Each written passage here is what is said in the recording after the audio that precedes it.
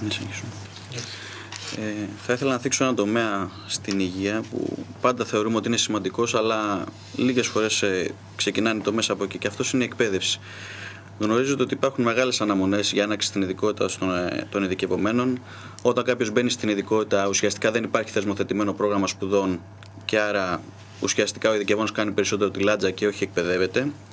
Δεδομένου και της διεθνούς συγκυρίας, ξέρετε ότι πολλοί επιστήμονες φεύγουν προς το εξωτερικό. Και ένας λόγος τώρα με αυτή την κρίση τη διεθνή, περισσότεροι να φεύγουν προς τα έξω. Το όραμα για τον νέο γιατρό, ποιο είναι της δικής μας διακυβέρνησης και πώς σκοπεύουμε να κρατήσουμε όλο αυτό το επιστημονικό δυναμικό μέσα στη χώρα μας και δει το ιατρικό? Αυτό είναι ίσως από τα πιο κρίσιμα αλλά και δύσκολα θέματα, γιατί είναι ένα ζήτημα που πρέπει να γίνει ένας ουσιαστικός διάλογος και με τις πανεπιστημιακές ιατρικές σχολές, αλλά και με τους ίδιους φοιτητές.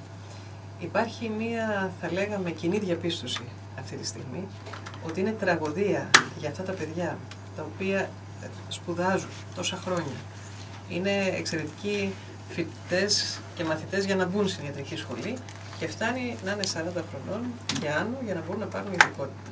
Και όπως είπες πολύ σωστά, Αλέξη, να αναγκάζονται πολλοί από αυτούς να ξενιτεύονται κιόλας. Άρα λοιπόν πρέπει να το δούμε το θέμα αυτό. Σίγουρα το σημερινό σύστημα έχει φτάσει στα ωριά του, θα έλεγα ότι έχει περάσει πια τα ωριά του. Γι' αυτό το λόγο εμείς βάλαμε στόχο ότι θα πρέπει μέχρι το τέλος του φθινοπόρου να έχει ολοκληρωθεί αυτός ο διάλογος και να μπορέσουμε να πάμε σε ένα τελείως καινούριο τρόπο με το οποίο θα δίδονται οι ειδικότητες και πάνω απ' όλα εις όφελος των ίδιων των νέων γιατρών και του συστήματος. Θα επιμείνω πάλι στην επικαιρότητα. Μια ερώτηση που ο κάθε άνθρωπος, ο κάθε πολίτης την έχει στο μυαλό του και θα ήθελε να σας ρωτήσει με το χέρι στην καρδιά, διαβάζοντας και ακούγοντας καθημερινά αυτά που συμβαίνουν στα δημόσια νοσοκομεία. Μιλάμε για το δημόσιο χώρο της υγείας, τις μαύρες τρύπες στα νοσοκομεία, τα κενά αυτά, τα εκολαπτήρια σκανδάλου.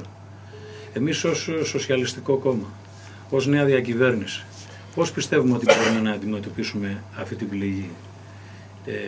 Αναφέρομαι κύρια στον χώρο των νοσοκομείων. Υπάρχει τρόπος, υπάρχει σύστημα, υπάρχει στρατηγική, και ποια θα είναι αυτή? Και μέχρι να υλοποιηθεί προφανώς ένα νέο σύστημα προμηθειών, μεταβατικά πώς μπορούμε να δουλέψουμε στις καθημερινές ανάγκες των νοσοκομείων? Υπάρχουν συγκεκριμένοι τρόποι με τους οποίους κινούμαστε και σίγουρα υπάρχει μεγάλο περιθώριο να μπορέσουμε να εξορθολογήσουμε το σύστημα και να πατάξουμε όλα αυτά τα παρασιτικά κυκλώματα που κυριολεκτικά απομυζούν το ΕΣΥ και τα ασφαλιστικά ταμεία. Το πρώτο και αυτονόητο είναι η σωστή διοίκηση των νοσοκομείων. Και εκεί υπάρχουν συγκεκριμένες οδηγίες στους διοικητές, προκειμένου να μπορούν να κάνουν τους αποτελεσματικούς ελέγχους γύρω από όλα αυτά τα ζητήματα. Το δεύτερο είναι να λειτουργήσει επιτέλους στα νοσοκομεία του ΕΣΥ το περίφημο διπλογραφικό σύστημα, το οποίο τόσα χρόνια το συζητάμε, αλλά τα νοσοκομεία δεν το βλέπουν. Ξέρουμε ότι η προηγούμενη κυβέρνηση έκανε επιλογή σποραδικά να υλοποιηθεί και χωρίς καν συμβατότητα και ελέγχους μεταξύ τους στα συστήματα. Ήδη εδώ υπάρχει και προσωπικό ενδιαφέρον του Προέδρου να προχωρήσουμε γρήγορα και μέχρι το τέλος του χρόνου να υπάρχει λειτουργία, ώστε να υπάρχει και ένα αντικειμενικό στοιχείο αποτύπωσης και ελέγχου.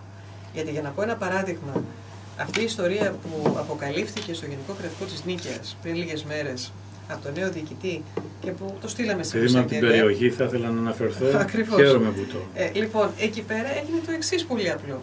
Ο νέος διοικητής, ο κύριος Ρέσος, πήγε και έκανε δειγματοληπτικό έλεγχο του τι εισπράτανε με τα παραστατικά το ταμείο του νοσοκομείου και τι απέδιδαν τα ταμεία. Και αυτό που αποκαλύφθηκε ήταν ότι σε αυτή την περίπτωση τα ταμεία πληρώνανε, για να μην κατηγορούμε πάντα τα ταμεία που δεν πληρώνουν το ΕΣΥ, αλλά αν πληρώνανε 50, το νοσοκομείο με άλλα παραστατικά εισέπρατε 5. Μιλάμε λοιπόν εδώ για καραμπινάτη υπόθεση υπεξαίρεσης, όπου βέβαια πλέον διευρύναμε αυτό το δειγματοληπτικό έλεγχο και στα υπόλοιπα νοσοκομεία.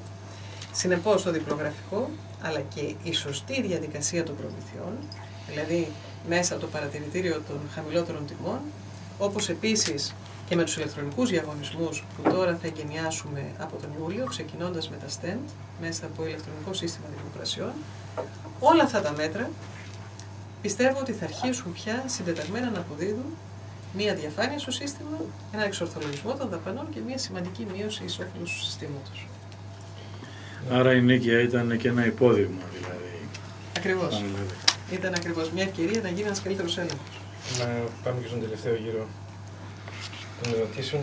Μόνο μια μικρή ερώτηση με βάση αυτό που είπατε. Θα μπορούσε και στα υλικά να γίνει κάτι ανάλογο αυτό που προσπαθούμε να κάνουμε στο φάρμακο, δηλαδή να γίνεται με βάση τις ευρωπαϊκές τιμές, ο καθορισμός της τιμής? Έχει ενδιαφέρον αυτό που λες, Χρήστο, γιατί ακριβώς αυτή είναι η προσπάθεια που κάνουμε. Και την κάνουμε με δύο τρόπους. Πρώτον, από πρώτη του μήνα, δηλαδή την περασμένη εβδομάδα, άρχισε να λειτουργεί στην Επιτροπή Προμηθειών Υγείας, αυτό που θεσπίσαμε τον Απρίλιο, παρατηρητήριο τιμών αναλωσίμων. Αυτό έχει τρεις χρήσεις. Πρώτον, καταγράφει όλες τις τιμές για όλα τα είδη αναλωσίμων αναπεριφέρεια και έτσι υπάρχει μια σύγκριση και όπου βλέπουμε απόκλιση να υπάρχει έλεγχος, γιατί υπάρχει αυτή η απόκλιση. Το δεύτερο είναι ένας μπούσουλας πια και ένα πλαφόν για τις νέες διοικήσεις που τώρα θα αρχίσουν να κάνουν συμβάσεις, γιατί ως τώρα τρέχαν οι παλιοί διαγωνισμοί. Τώρα θα γίνονται οι διαγωνισμοί με τις νέες διοικήσεις και άρα να βλέπουν αν υπάρχει απόκλιση προς τα πάνω και να την κατεβάζουν, εφόσον το άλλο νοσοκομείο που είναι περίπου με τις ίδιες ανάγκες έχει πιο χαμηλή τιμή, και βέβαια στην προοπτική του να αρχίσει να συλλέγει επίσημα στοιχεία από την υπόλοιπη Ευρώπη. Επειδή αυτό το τρίτο είναι πιο χρονοβόρο και θέλει μια διαδικασία για να ολοκληρωθεί αυτή η διάσταση, στο σχέδιο νόμου έχουμε μια παλιά ιδέα που υπήρχε αλλά δεν είχε θεσπιστεί, δηλαδή ότι ο κάθε προμηθευτής αναλωσίμων ειδών θα υποχρεούται με την οικονομική του προσφορά να φέρνει και υπεύθυνη δήλωση για τις τρεις χαμηλότερες τιμές που προμηθεύεται αυτό το υλικό στην υπόλοιπη Ευρώπη. Αυτό, όπως καταλαβαίνετε, συμπληρώνει και ενισχύει το παρατηρητήριο και σίγουρα θα αρχίσει να αποδίδει πολύ γρήγορα με μείωση αυτών των υλικών, συν βέβαια τις ηλεκτρονικές δημοπρασίες που εκ των πραγμάτων θα δημιουργήσουν ένα πιο αντικειμενικό και διαφανές περιβάλλον για αυτές τις προμήθειες. Ελπίζουμε ένα σύστημα γραφειοκρατικό και παρασιτικό να φτιαχτεί.